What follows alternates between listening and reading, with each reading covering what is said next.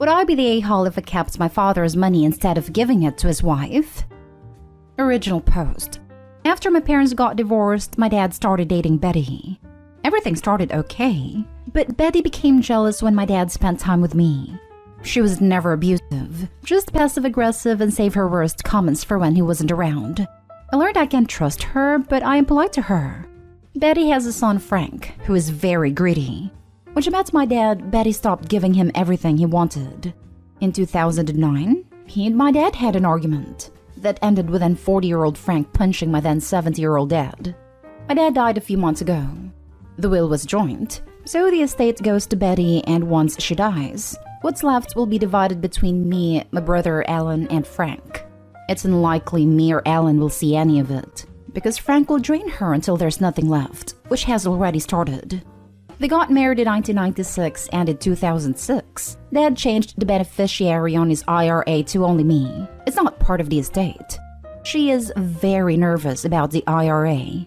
My dad was fairly wealthy, so between his estate, her retirement accounts, and then selling their house for almost $1 million, she is not going to starve, but she is still nervous. Alan called me with all this info because the estate lawyer is sending me a letter about it.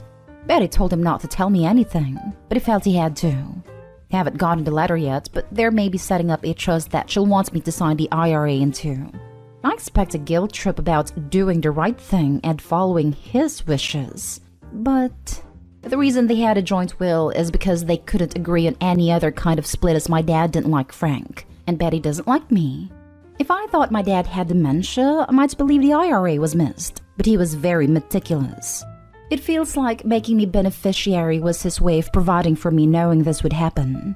It does not make financial sense for me to give the money to the estate and end up with 25% of whatever pittance is left, when I could have 50% of whatever is in the IRA now. I would split it with Alan. My other reason for not wanting to share is that I'm currently pregnant, and having this money would make being a stay-at-home mom easier, and baby would get a jump start on her college fund.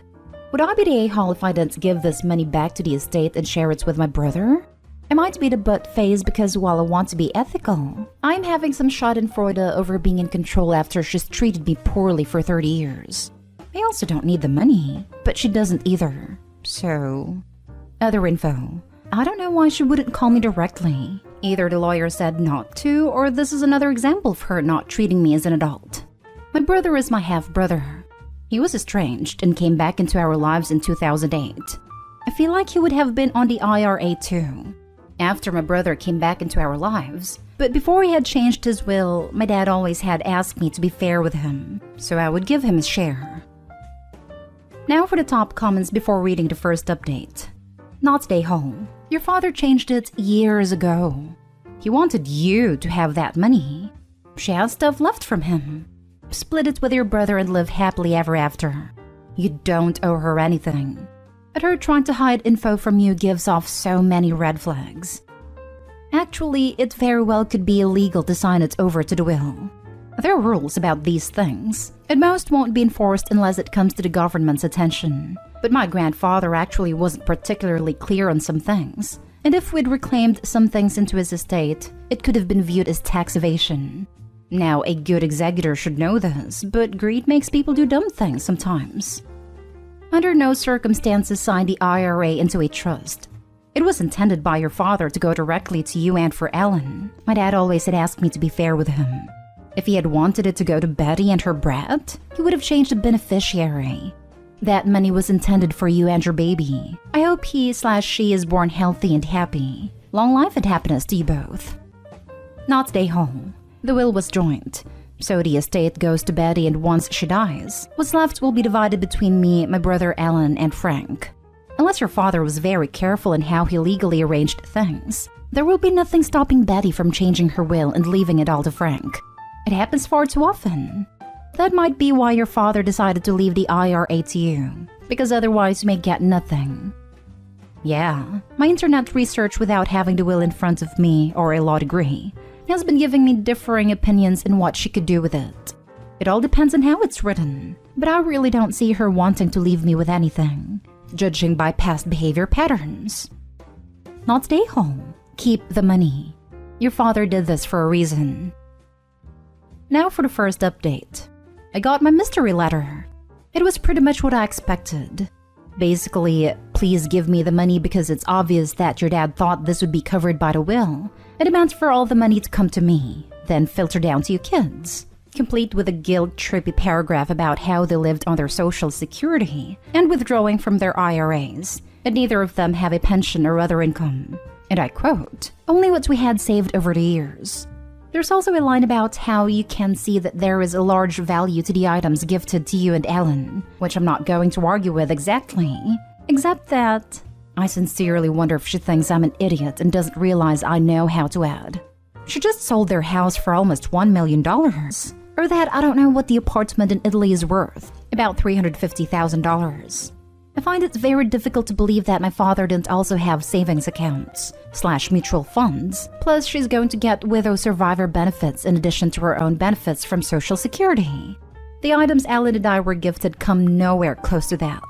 I think altogether, there is a car involved. We're divvying up maybe $100,000 worth of stuff. Maybe. If we can get a good price for the car. With just 2 sales, she could buy a house for $200,000 to $300,000 near her son and still have plenty to live on. But she seems to have her heart set on buying a house by the beach, which doesn't feel very much like my problem. From her letter, you'd think that this IRA has millions of dollars in it that she desperately needs to survive. But no. She tells me that it's worth about $55,000. That's 5% of just what she sold the house for. I genuinely think it's both pitiful and pathetic that she would just let it go. But I'm sure she has Frank whispering in her ear about making sure she gets everything she's entitled to. But now I do have a copy of the will. 2 things stand out from what she sent me. 1, the letter isn't on the lawyer's stationery, so there's been no official demand of any sort and I feel like it's unlikely that I'll get one. 2, nowhere in the will does it say that she couldn't just rewrite her will and give everything to Frank. Like I said in my last post, I don't trust her in the slightest. So I've contacted an estate lawyer so I can determine my next steps. Thanks for being here with me on this ride. I'll update again if there's anything more to say. She tells me that it's worth $55,000. Side-eyeing that one, it would be in her best interest to lie. It's good that he contacted an attorney to deal with her. And of course, when all is said and done, there's no reason you have to be in touch with her at all. You can let all communication go through the attorney. Not today, home. I would have reported her to the SSA, since you can't legally have more than $2,000 in the bank account. That is incorrect. Social Security payouts are based upon what you paid in during your work life. They are not need-based, they're not a form of welfare. It's completely irrelevant how much you have in the bank. You may be thinking of SSI, which is for disabled people and which is a needs-based thing. Thank you for being so sensible. I hate to see people get shafted in inheritance situations because they trust others to do the right thing later. Rarely does the right thing ever get done in the end. Now for the second update. There's not a whole lot to update on as for better or for worse. I haven't heard from my stepmother in months, but I suppose this is some sort of closure for people who care. About a week after I got the letter, she sent me a text message asking if I'd gotten the letter and if I'd made a decision. I said yes and no respectively. She hasn't contacted me since, so nothing since August.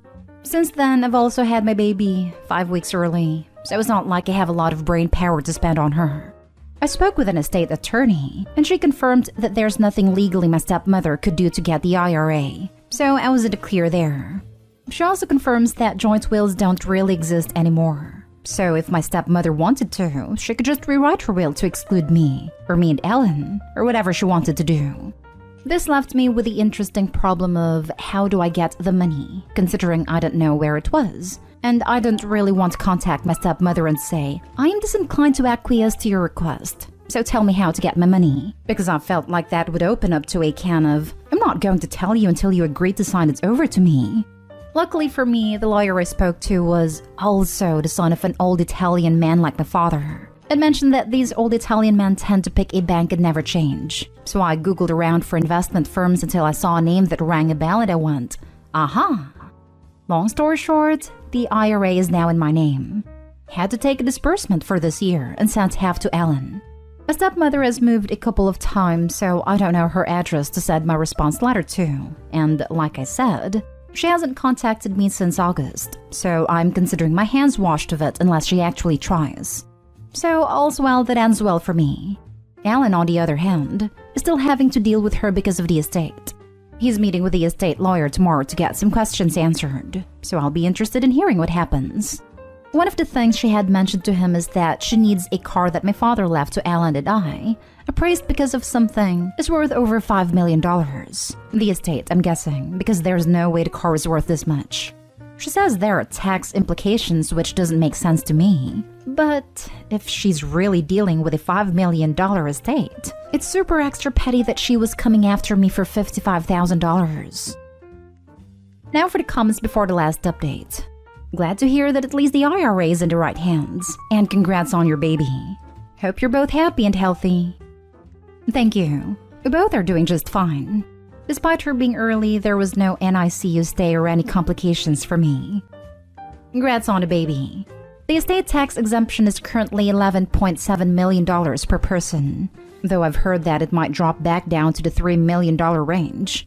When someone dies, the widowed spouse can transfer their exemption to the surviving spouse.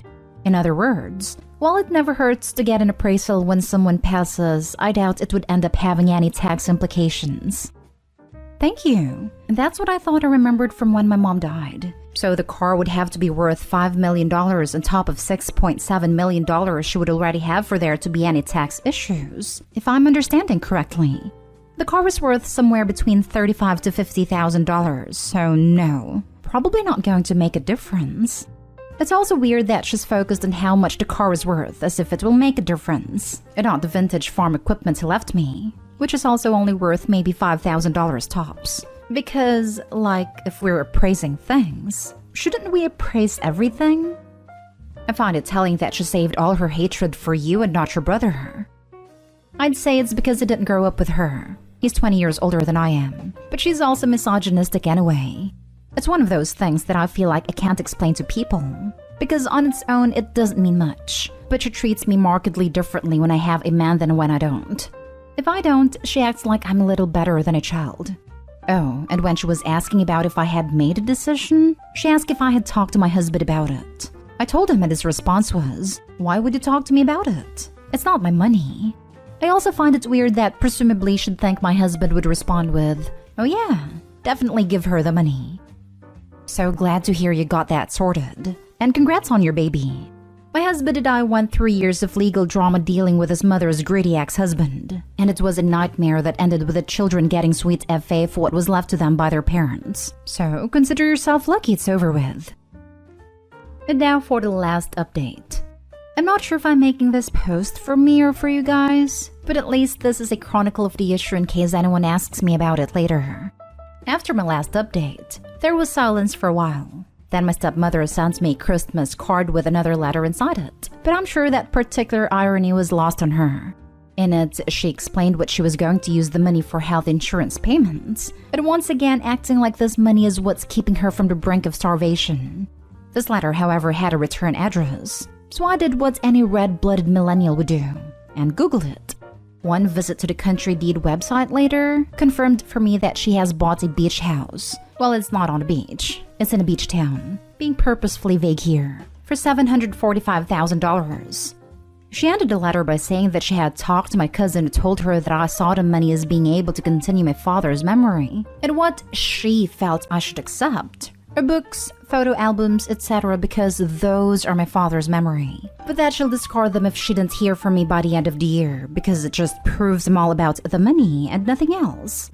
I'm sure the irony of me being all about the money while offering to replace it with material things while really wanting me to give her money is also lost on her. Also, the attempting to sell me memories was a nice touch. As I finally had an address to respond to, I wrote what my BFF described as the most polite bridge burning ever and sent it off before her deadline. She called yesterday, which I did not answer. She left a message saying that she just received my letter that day. I know the USPS sucks right now, but almost 2 weeks for a letter? And to call her back so she could clear some things up. Her tone was very hostile, so I'm disinclined to call her back. Honestly, I don't really want to hear what she has to say, and I'm not sure why she would think I would. Like, there's really nothing she could say that would convince me to give her the money. And she'll probably just yell at me like I'm the kid she still thinks I am. Hopefully this doesn't escalate. And if it does, I'll update. Block her from your phone, email, and social media and get on with your life. There is nothing she can do to you legally, so just ghost her. I'm sorry your father married such a miserable witch. Let her treat his kids so terribly. What an a-hole. This is what I'm leaning toward, but I can't lie and say it doesn't give me a sort of sick sense of satisfaction from her attempts to contact me. My BFF thinks she's a narcissist, and I imagine my lack of contact infuriates her. I spent a really long time not trying to rile her up for my dad's sake, but he's gone now, so I feel less inclined to bow to her whims. What is there to clear up? Lol. Her debts. Ha ha ha. Nothing else. Honestly, I would be compelled to call her in order to hear what she wants to clear up. Your father made a very specific decision about his IRA after he was married to this woman. As I think she has no legal claim to the money. Aren't you curious to hear what more she possibly thinks there is to discuss? It's a bad idea to engage this level of crazy. I'm curious about what your letter said. I tell her that you better lose your number or you will try to lay claim to her beach house. Obviously can't do that, but maybe the threat with the knowledge that you got her money-grabbing number will get her to crawl back in her hole.